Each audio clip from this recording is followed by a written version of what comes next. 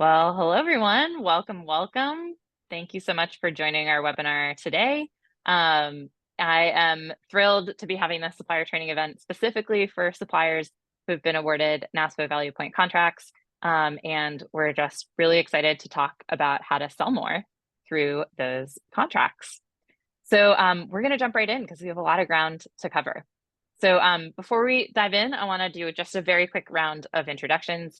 So I'm Mariel, I'm CEO and founder here at Pavilion, and we'll talk more about Pavilion later. But for those who don't know who we are, we're a high conversion sales and marketing tool for businesses that sell into local and state government. And before Pavilion, I served in the city and county of San Francisco, where I became obsessed with procurement in a good way. And before that, I was an early employee at a tech startup that has since gone public. And I'm really excited here to have Jaime Schorr, who's Chief Cooperative Procurement Officer of NASPO ValuePoint, joining us today. Pavilion aggregates contracts from different cooperatives, plus state entities and local agencies too. And while we don't have a formal partnership or affiliation with the NASPO ValuePoint, since we're hosting today's webinar specifically for ValuePoint contract awarded suppliers, we invited Jaime here to share more about how you can use your NASPO contracts and also answer questions about ValuePoint as well. So Jaime, over to you for a quick intro. Yeah, thank you, Mariel. So glad to be here today with all of you. Welcome to the webinar today. My quick background, and many of you know me from the state of Maine. I was the Chief Procurement Officer with the state. I am a recovering attorney, and so prior to my stint in public service, I did healthcare contracts and I did some private litigation for a while. But like Mariel, as soon as I got that first dabble into procurement, I fell in love, especially competitive procurement, RFPs, contracts, so much fun, and eager to chat with you all today about NASPO. As the Chief Cooperative Procurement Officer, I oversee our NASPO ValuePoint division, Supplier Engagement division, and our newest cooperative, which is RFX Premier. And happy to sort of tell everyone, just for those of you that don't know, maybe we have some other suppliers on the line today. NASPO started out 70, almost 78 years ago. And we had a bunch of folks get together back in 1947 and think about how do we dispose of surplus property? And ultimately, those conversations transpired to, well, let's all come together and talk about procurement and educate each other. And let's think about a cooperative that would ultimately support each other from a contracting perspective.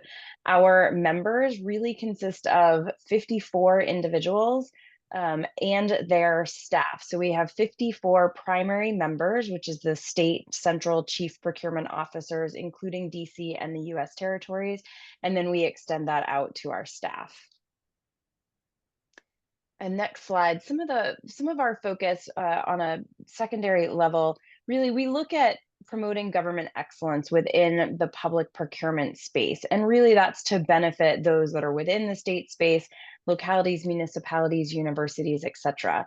From a value point perspective, which of course is our cooperative purchasing arm of NASPO, as you can see from the slide in red, we want to be innovative, we want to be efficient, we offer superior value with our contracts, always ensuring integrity, transparency, and maximum ethics within our procurement practices.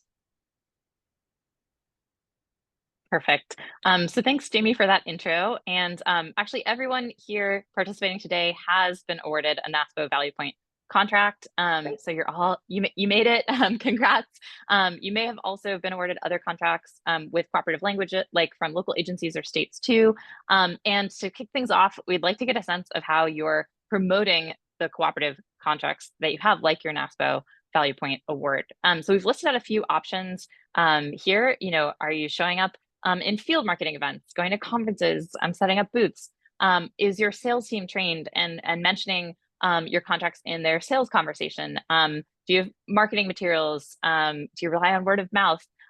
Or maybe you're not yet actively promoting contracts, which is okay too. So please go ahead and just complete this poll quickly to give us a sense of your experience so far. And we will take a look at the results and kind of get a sense of the pulse of the room.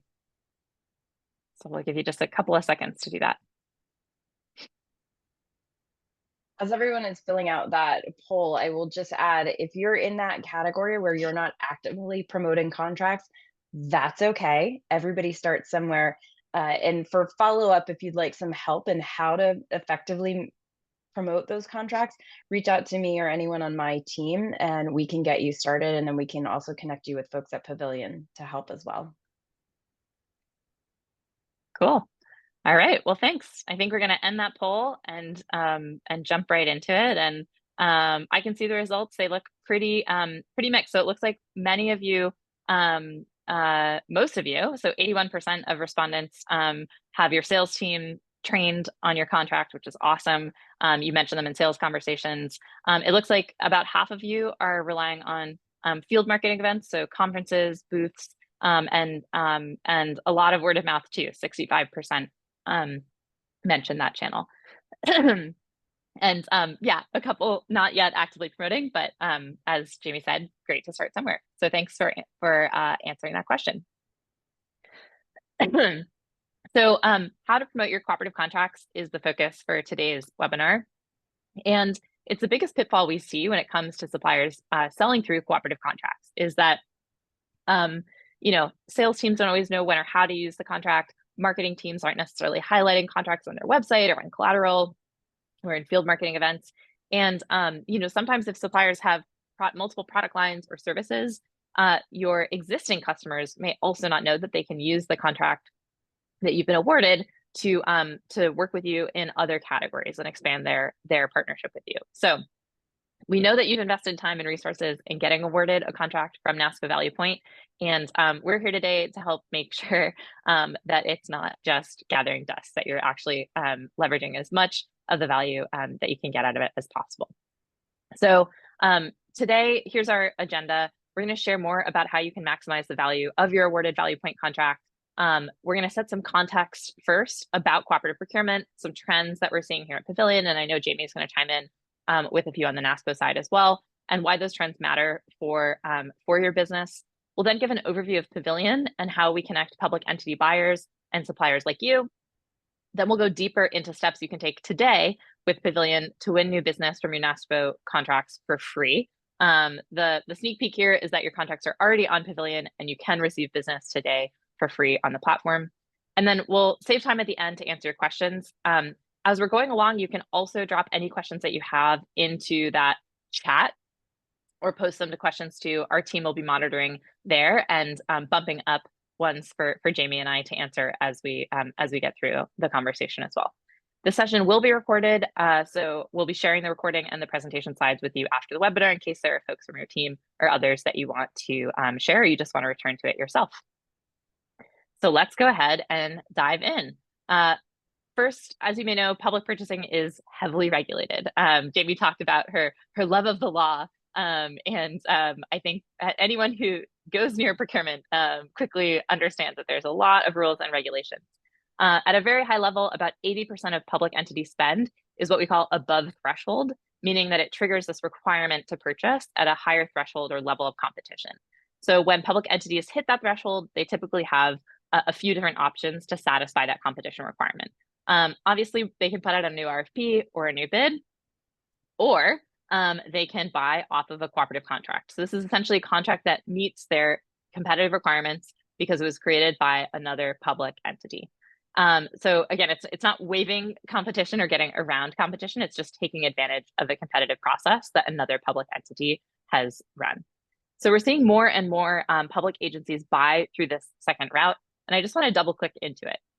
So most of you are familiar with cooperative procurement. Again, when public entities are buying from a contract that another public entity has created through a formal competitive process, it's really a win-win for agencies and businesses alike.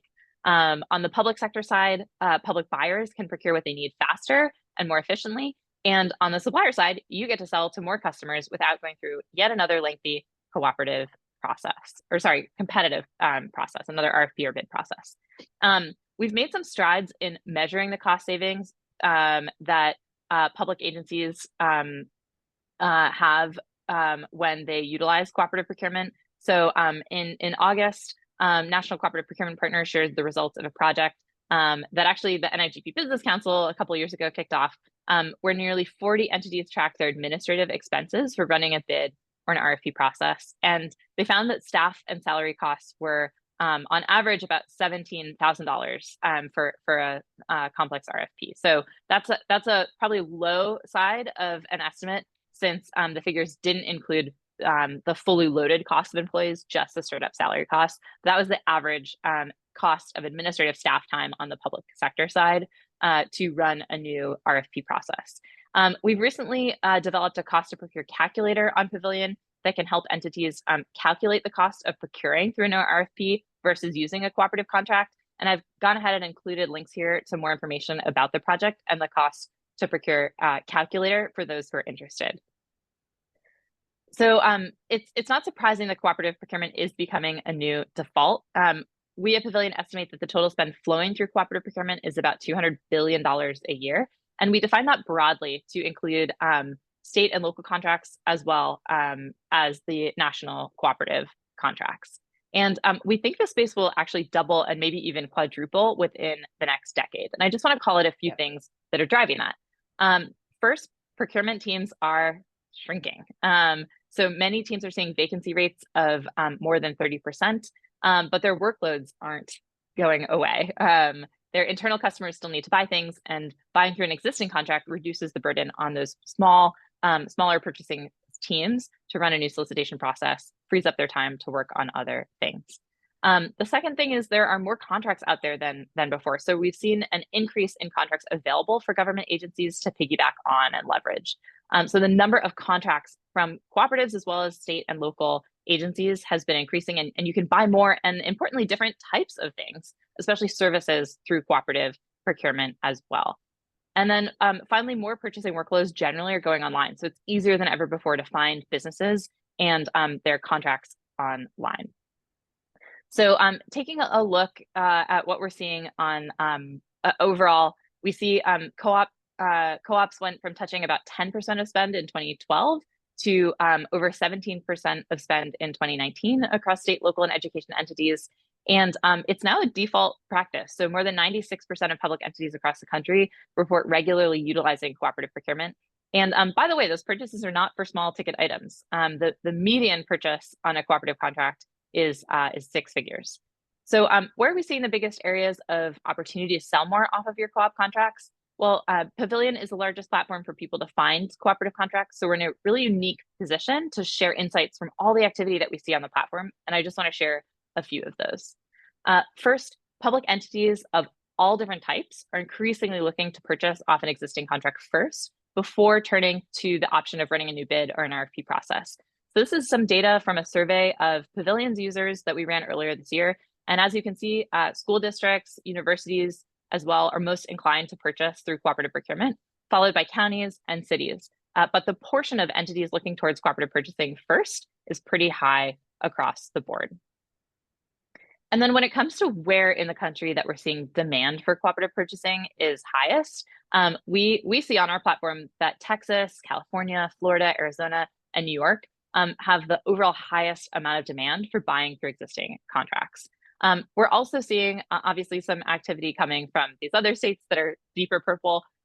So Florida, Arizona, Washington is growing really quickly, and so on. I know, Jaime, you have some experience here too. I know when we were prepping here, you were a bit surprised by this one because I know it doesn't necessarily meet what you're seeing on the NASPO side. Yeah, I was actually particularly surprised by the map and the colors on this map.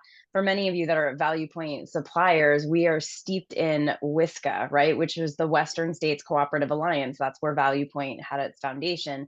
So if you look at some of those states in the Midwest that have that lighter color purple, those are the states that are reaching out to us. They are the most active. Now, if you're thinking about the most dollars spent, those states that are purple make a lot of sense, right? They have a lot of money, they're very populated. So I think this is a great map in terms of the cooperative space in general. If you're thinking about just ValuePoint, you can reach out to me. We can give you a specific ValuePoint map because the colors would change slightly. Great, thanks. Yeah, again, this is what we're seeing on the platform. And like you said, maps pretty well to size of state, and also the behavior among agencies in those states that turn to cooperative procurement kind of as a default practice. So as a supplier, if you sell to one of these states, it's a good opportunity to make sure that they know that your contract is out there and that you can serve them. And then I just want to touch on that we're seeing more and more interest in cooperative contracts from not just procurement teams themselves, but also from the department end users as well. So for example, in counties and cities, we see a huge range of departments from public works and facilities to parks and rec, fire departments, IT, who are turning to cooperative contracts and increasingly savvy about cooperative procurement and how they can use cooperative purchasing to buy faster. We've helped run cooperative procurement trainings for dozens of entities in the past few months alone, including for some of their end users in different departments. And just want to call out that this is certainly a growing trend. A department like Public Works can find a contract, then work with procurement to complete the final due diligence. Or sometimes in smaller entities, the department can actually just lead the process up to cutting the PO and get approval from procurement as the final step. So the mode of engaging between end users in those departments and procurement teams can vary quite a bit. I know, Jaime, you've probably seen a lot of different setups here from the state level all the way down to the really small local agencies. But I think the good news is increasingly more users across more public servants across these entities are savvy about and interested in leveraging cooperative procurement. So cooperative contracts aren't just there to help you close deals faster after the agency has decided to work with you. There's actually a huge opportunity to talk to department end users about your contracts earlier in the buying process before they've even decided on a supplier. So Jaime, I know you're seeing some top trends as well. So I want to kick it over to you to chat through a bit what you're seeing in the ecosystem too. Yeah. 30, 40, 50 years ago, we thought about cooperative contracting where we're buying pencils, paper, maybe some office furniture. We got a little bit into fax machines, if you will. But now we're really thinking bigger. And I think, as Mariel mentioned, the median purchase is 6 figures. So we are now starting to think about what is it that the majority of the folks out there would purchase. Global scale cybersecurity. Almost everything that is purchased touches technology, whether it plugs in, it operates behind the firewall, whether there is some level of cyber or data that's shared. We are really thinking about cybersecurity from a broad perspective. As you can see from the list here, we're no longer doing business in state government and other government entities the way that we used to. Machine learning and human intelligence, AI, it is here, and we are all trying to figure out how it converges together. We're thinking about that. I love that last bullet, the fourth industrial revolution, right? It's no longer about cars and thinking about how to make things move. It's how you plug it in and make the work that we do every single day a little bit easier and more efficient. On the next slide, we move from technology into some of our social trends, which, if you think about HHS or perhaps CDC, we're starting to think about homelessness, not from a traditional perspective. We're also thinking about this from an aging population perspective. How do we provide for those folks that are perhaps elderly and create affordable housing? Our HHS folks and CDC are thinking about mental health awareness in addition to some sustainability, electric vehicles. I mean, right, solar panels, clean energy buildings, master planning, sustainable buildings, all of those type eco or green type sustainable portfolios. And the newest one that has come out, which sort of scares all of us, is thinking about these new opioids and new epidemics that could be coming down the pike. So these are conversations that are happening with our HHS folks and how we can most appropriately provide contracts for each of these categories. On the next slide, we start thinking about workforce issues. Thinking back to the before times, before COVID, Mariel and I in order to host this webinar, we would have flown to California. We would have gotten together and rented a room and invited all of you to come and sit with us. Well, that's not That's not how we do business anymore. So we need to also realize that our workforce performs what they need to do every single day a little bit differently. We're trying to build a workforce for the future. And I very lovingly refer to an employee that I had at the state of Maine. She's such a wonderful human. She's worked in procurement services for more than 40 years. She has never worked a day outside of procurement in her life. So amazing for her for being a very dedicated public servant, but also recognizing the challenges inherent with that is trying to teach somebody who has been in the same focus for that long how to do things a little bit differently, including AI and machine learning. That's a challenge. And then, of course, thinking ahead to where we are now in the post times, how do we track and report federal funds? We know that we had ARPA money and other money that was provided as a result to help with the COVID pandemic and restore infrastructure from the COVID pandemic. But now we have to track, report, and audit around those federal funds. So it's always fun in procurement. You're going to dabble into a little bit of everything, and times are changing. Definitely. Well, Jamie, we're gonna keep you rolling and ask you to kind of walk through as a refresher NASPO ValuePoint contracts and what sets NASPO ValuePoint apart for the suppliers that have been awarded. Yeah. From a super high level perspective, NASPO Value Point has over 63 portfolios. We facilitate, it's actually closer to $24 billion in annual spend based on where we're tracking this year. We just awarded EV charging stations a few months ago. We have 8 new portfolios coming. There's 600 different suppliers that we track and chat with on an annual basis. And of course, many of you are familiar with our lead state model, which meets the majority of the statutory and regulatory requirements. As we think about the lead state model, we lean heavily on a lead state. So in this case, Utah volunteers, yep, Utah's going to put out the RFP. We bring in other states into that conversation. We're all working together to award the superior slash best value contracts with support from all of our NASPO staff.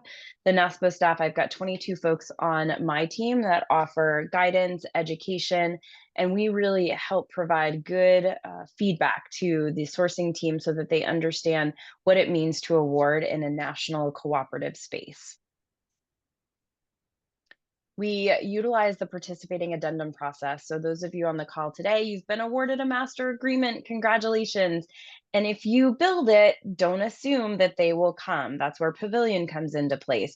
Now you need to go execute participating addendums in order to have those dollars flowing into your sales team. The participating addendum is a separate process signed with each government entity that ultimately wants to sell. States can incorporate specific terms and conditions that are applicable to either that state or entity, university, etc. And then for suppliers on the next slide, this is an opportunity for you to go back to the states or other entities to say, I've been awarded, here's why we think we're the best fit, and it helps you start your sales process. My team is also available to help with any additional resources, connect you with the appropriate folks that are looking to purchase. Pavilion for the procurement entities throughout the country is a great place for them to start if they have a need, but you should be reaching out to all of the procurement entities to say, hey, we exist, let's start the PA process conversation. And Jamie, can you remind us? I know we had a question recently around the PA conversation, and we understand at the state level, but for folks that are also interested in those local agencies, can you just refresh folks on what the dynamic looks like there in terms of working with local entities through those contracts? Yeah, that's a great question. The way that NASPO has set up our value point in our co-ops, we are focused solely on the state central procurement officer.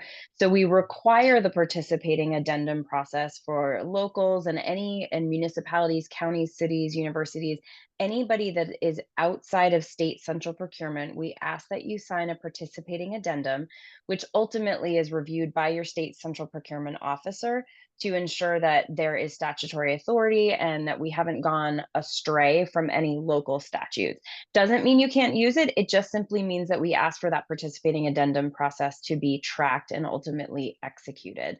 I have never met a state CPO that says you can't use it. No, we welcome that. It's just another check and balance for us. And if there are state and locals or any suppliers that are on the call today, if you have questions about the PA process, please reach out to me or my staff.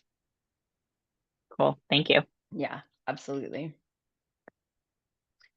I wanted to touch on this quickly. So NASPO does not work in a vacuum. Just as any procurement officer out there, we need to ultimately hear from some of those business partners.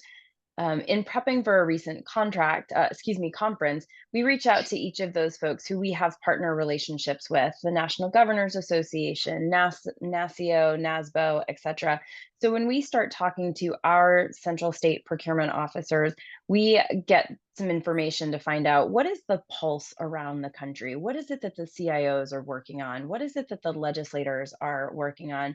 Couple of interesting facts, especially for those on the call today. When we reached out to NCSL, the National Conference of State Legislators, it's really interesting to note that over 78% of legislative seats are up for election coming up in just a couple of weeks. That means that there will be a number of freshman legislators across the country who are still learning how to go through the legal process.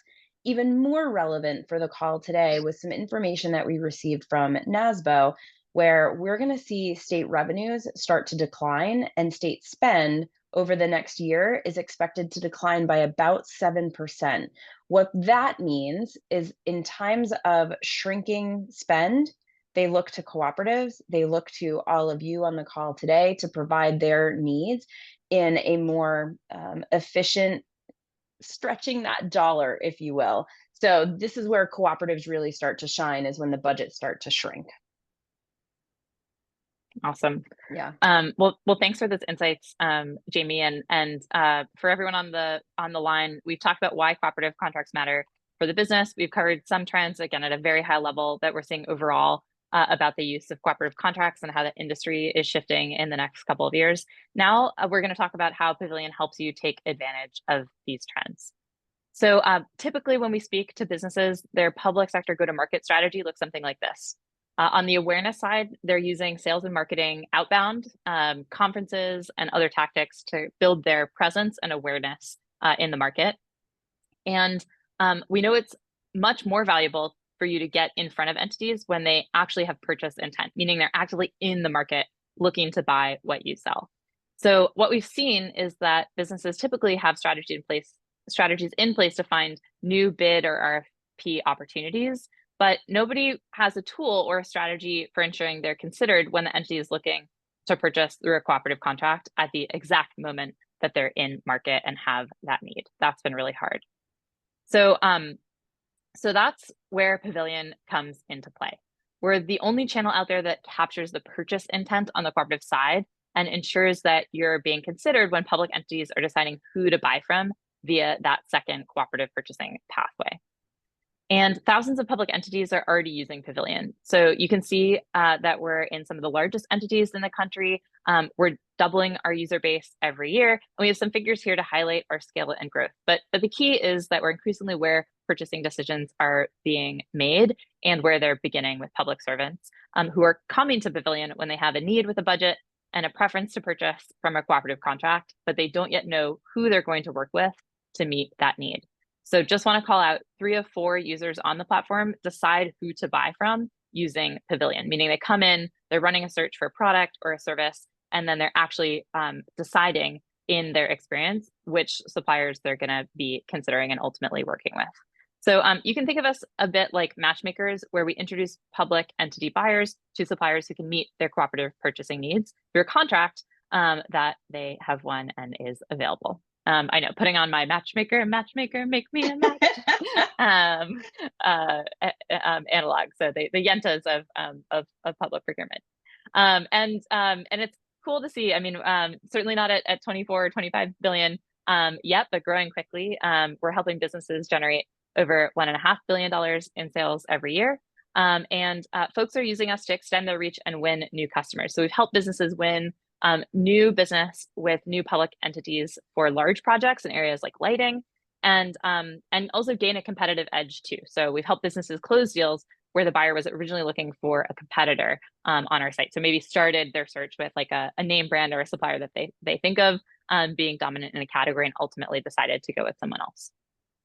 For businesses who are already in a broad range of accounts already, we can also help you generate revenue by cross-selling your lesser-known products and services. So for example, we've helped an IT consulting firm win a project with an entity that they had previously had a relationship with, but the entity wasn't at all aware that the business could implement the thing that they needed, which was an electronic medical record system that they were looking to put into place, and would have been unlikely to be considered for that work without that business showing up on Pavilion. So it was a nice moment for that public entity who's like, oh, I know that supplier, have a relationship with that supplier, but I didn't understand that they did that thing or were available to do that thing on this contract.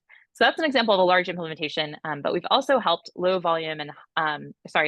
volume, low margin businesses like the electronics retailer here generate new leads within existing accounts too. So if you're already working with an agency, but there's an opportunity to get new users to purchase through your existing program, that's a place where we can help as well.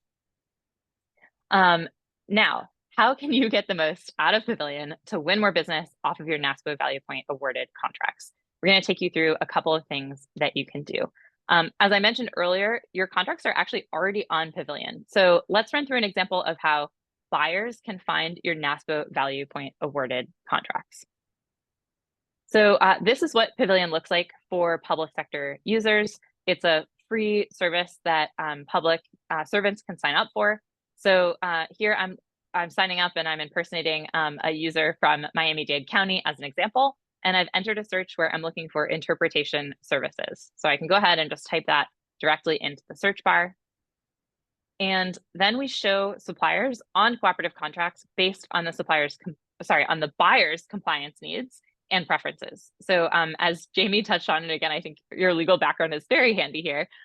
Every state has their own terms and conditions, and even down to the local agency level, there might be certain requirements that vary entity by entity. So our search is building those compliance needs and preferences into the results. We have contracts from over 400 sources all in one place. So national purchasing cooperatives or state contracts, and even some local agency contracts as well. And putting all of those contracts in one place saves buyers from having to go to different websites or call or email folks to kind of play this game of Go Fish to know what's out there that they can use. And then here for the search, we see MasterWord show up as the top result with several contracts listed. So we're going to go ahead and click into this NASPO ValuePoint awarded contract.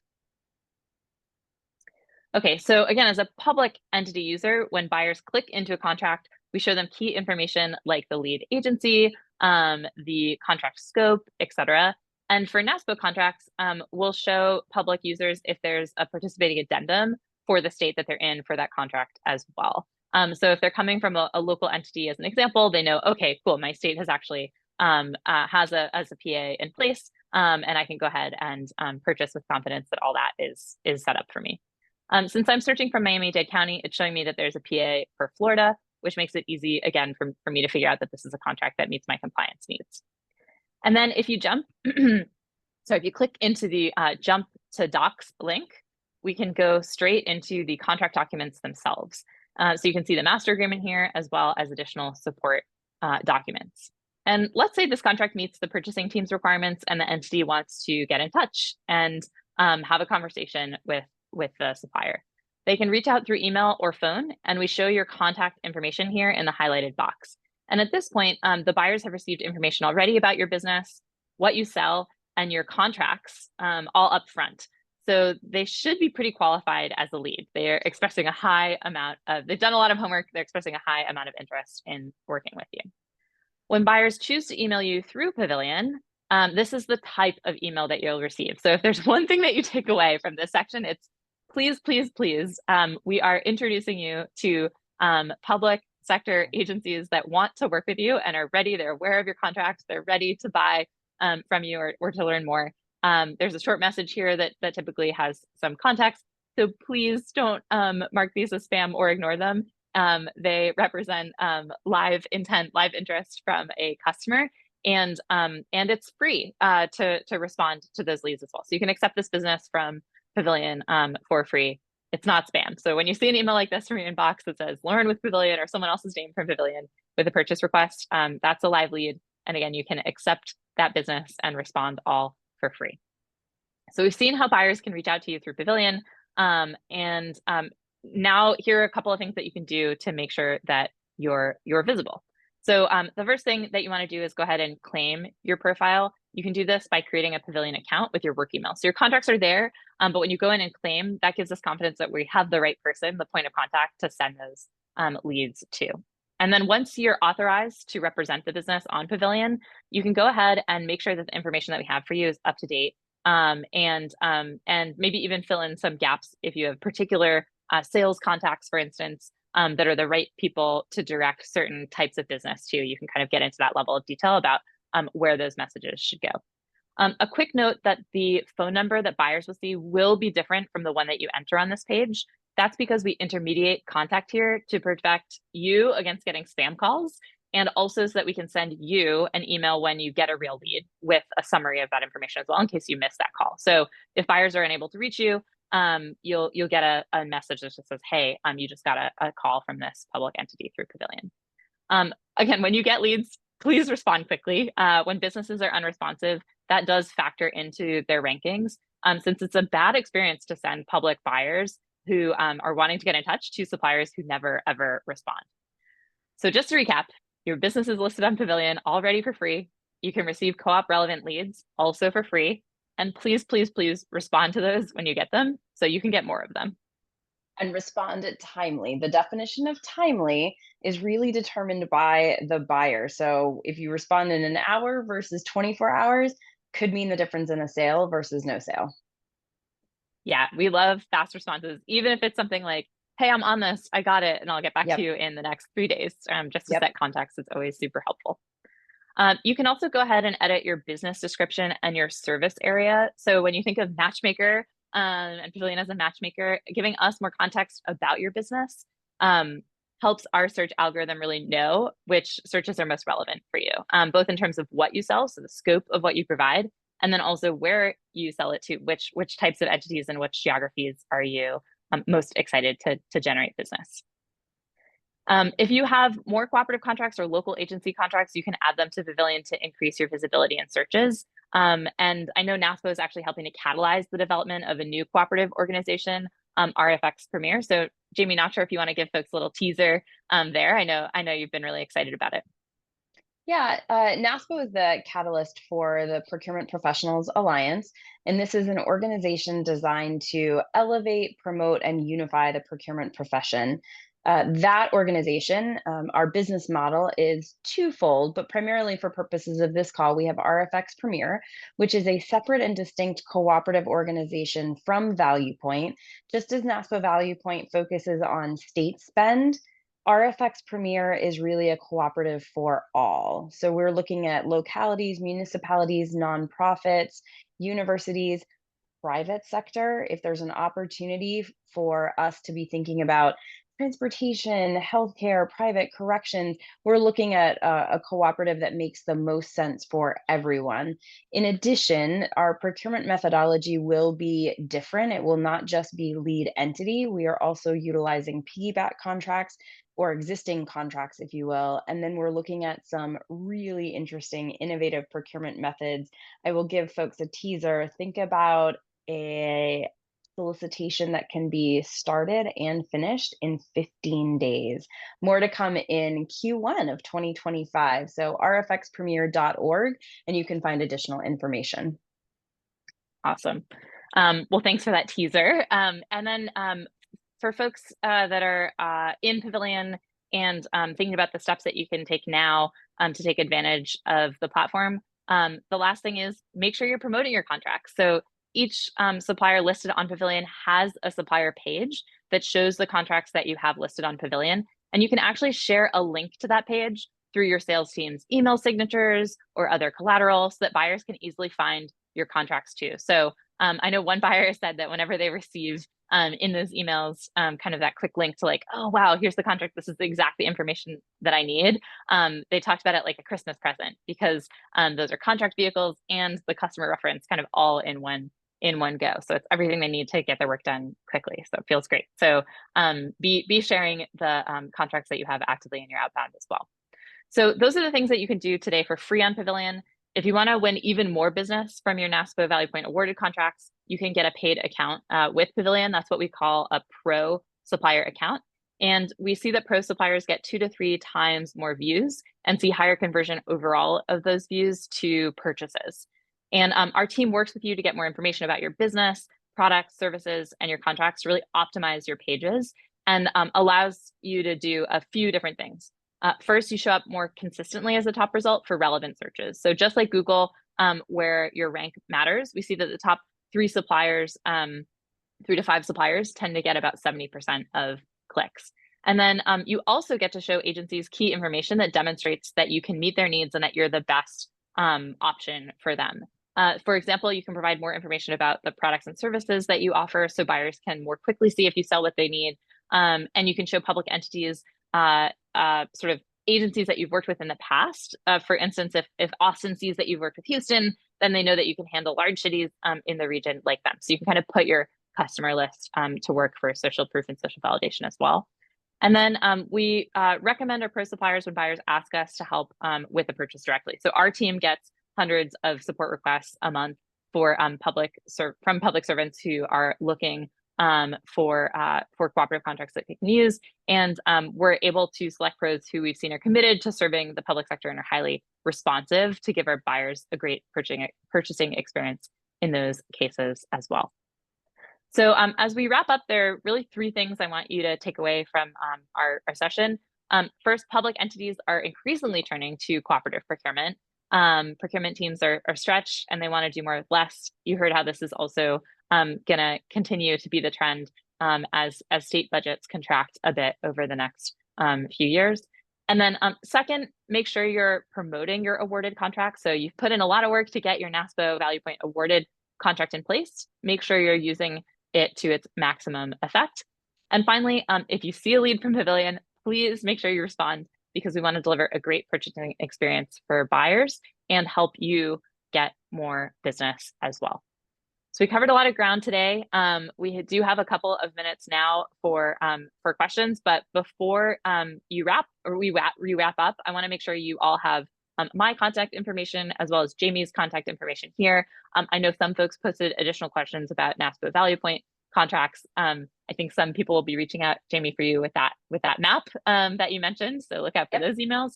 And then also before we wrap, we'd love to get your feedback on today's webinar.